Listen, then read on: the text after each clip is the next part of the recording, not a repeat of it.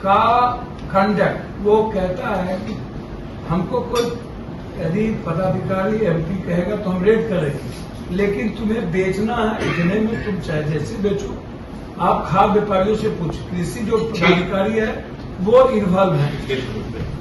दूसरी चीज holding tax.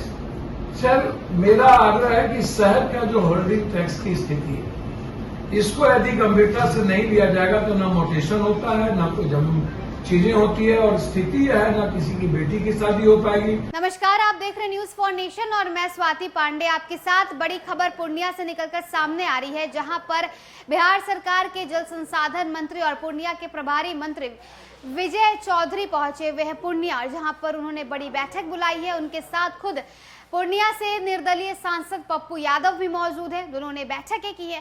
बताएं तो 2025 के बिहार विधानसभा चुनाव को अभी 1 साल का वक्त है, लेकिन इससे पहले ही बिहार में चुनावी सरगर्मियां तेज हो चुकी है। लगातार बड़ी बड़ी बैठकें हो रही है। नीतीश कुमार खुद एक्टिव हो चुके हैं। लगातार कहीं औचक निरीक्षण के लिए पहुंच जाते हैं, कहीं कभी बड़ी बैठक बुला लेते हैं, तो वहीं उन्होंने अपने मंत्रियों को भी एक्टिव कर दिया है। बताएं तो बिहार सरकार में जल संसाधन मंत्री विजय चौधरी ने पूर्णिया में ये बड़ी बैठक बुलाई है, जिसमें खुद पूर्णिया से निर्दलीय सांसद पप्पू यादव भी मौजूद है। इस बैठक में अपने अधिकारियों को, अपने पदाधिकारियों को क्या कुछ निर्देश दिया है, विजय चौधरी ने क्या कुछ कह रहे हैं, वो आपको सुनवाते हैं। पप्पू, हम आपने की बात को अगर कोई स्पेसिफिक सूचना भी है ये कहाँ पर होर्डिंग किए हुए हैं तो उस सर मैं माननीय यहाँ जितने नए सदस्य हैं आप सभी लोग गांव से जुड़े हुए लोग हैं। किसान का सबसे बड़ा अभी आपको समय आएगा सवाल जफर साहब, ये आप लेट से आए हैं इसीलिए, नहीं तो ये शुरू में ही तय हो गया है कि एक बोलते रहेंगे तो दूसरे नहीं बोलेंगे और हम बोलने का मौका सबको देंगे। ये सब कृषि पदाधिकारी का कंडक्ट वो कहता है कि हमको कोई यदि पदाधिकारी एमपी कहेगा तो हम रेड करेंगे, लेकिन तुम्हें बेचना है इतने में तुम चाहे जैसे बेचो। आप खाद्य व्यापारियों से पूछ, कृषि जो पदाधिकारी है वो इन्वॉल्व है। दूसरी चीज होल्डिंग टैक्स।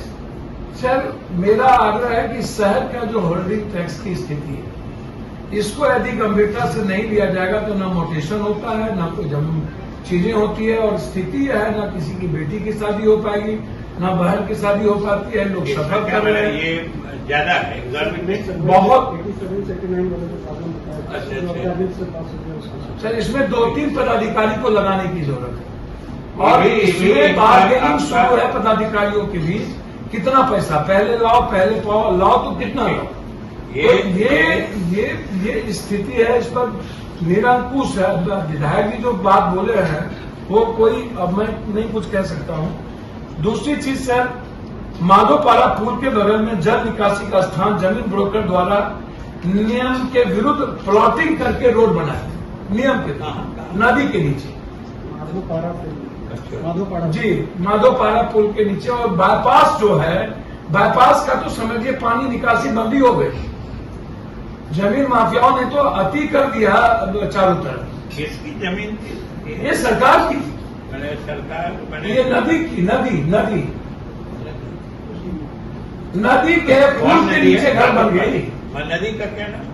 ये कप्तान पारा जो सोना नदी है, चीजें हैं उसमें एक कप्तान पारा के पास सोना नदी के बगल में नदी के 1500 फीट लिखेगा तो सोना वाला हम अलग से बड़ा बड़ा अपार्टमेंट द्वारा रिसोर्ट नियम के विरुद्ध वातावरण दूषित, मतलब 1500 पर नियम नहीं है अपार्टमेंट बनाने का। कैसे आप अपार्टमेंट बना दीजिएगा भाई? अब आप लॉ ब्रेकर है, लॉफुल। आप जिससे मिल करके जो पदाधिकारी बाहर से आएंगे हम बोलना नहीं चाहेंगे। यदि मैं बोलना चाहूंगा तो विस्फोट हो जाएगा, तो मैं नहीं बोलूंगा। एक मर्यादित चीजें होती हैं जो जरूरी नहीं है कि हर बात को बोला जाए, मर्यादा में रख के भी बात की जा सकती है। कुछ बात अलग से भी हम जी। दूसरी चीज दूसरी बहुत सबसे बड़ा इम्पोर्टेंट है विजय बाबू, वो है सीओ, डीसीएलआर और एडीएम। ये 3 आदमी महत्वपूर्ण लाइफ लाइन है मिडिल क्लास और गरीब लोगों का। ये तो समझिए कि हमें अच्छे डीएम मिल गए हैं, अब कहां से पीछे से आप अच्छे ईमानदार एसपी को भेज, तो हम तो तबाह थे। कोशिश हम लोग की यही रहती। जी जी जी। तो मैं एक बात आपको बता दूं कि सीओ साहब लोगों का, उनका जो कर्मचारी है, कर्मचारी की बात बताऊं, वो 4, 5, 10 आदमी को खड़ा रखता है आपत्ति डलवाने के लिए कि हम जो कह रहे हैं आपत्ति डाल दो, उसके बाद हम देख लेंगे। 45 दिनों के अंदर नोटिशन का एक रेट है। जब कोई आपत्ति डालता है तो मिनिमम 76 डे होता है। मेरा आग्रह है कि आज ये पॉलिसी बन जाए इस सदन में कि 76 डे के बाद आपको जो रोक राइट ऑर्डर करना हो, जाएंगे वो डीसीएलआर, जाएंगे वो डीएमके कोर्ट में, किसी भी कीमत पर 76 को क्रॉस नहीं करे नोटिशन जब देंगे। ये साल भर 2 साल तक जी 45 से आपत्ति की बात होती है।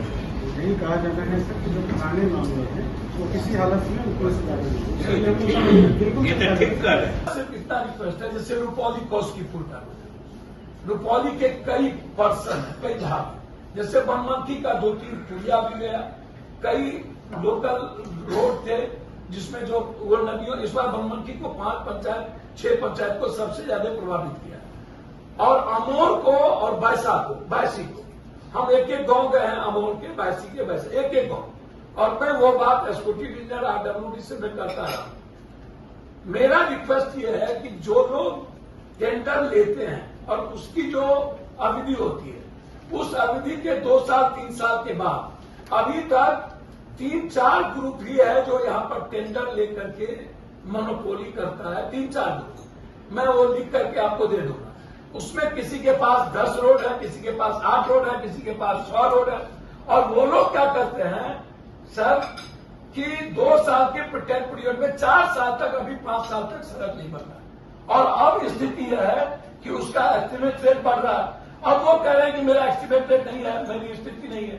तो रोड के सफर के चलते है, जिसमें जलालगढ़ की स्थिति, जिसमें कस्बा तरफ की स्थिति रोड है, कुछ बायसी का है, अमोर का है, इसको थोड़ा सा मैं चाहूंगा कि जितना प्रधानमंत्री सड़क योजना है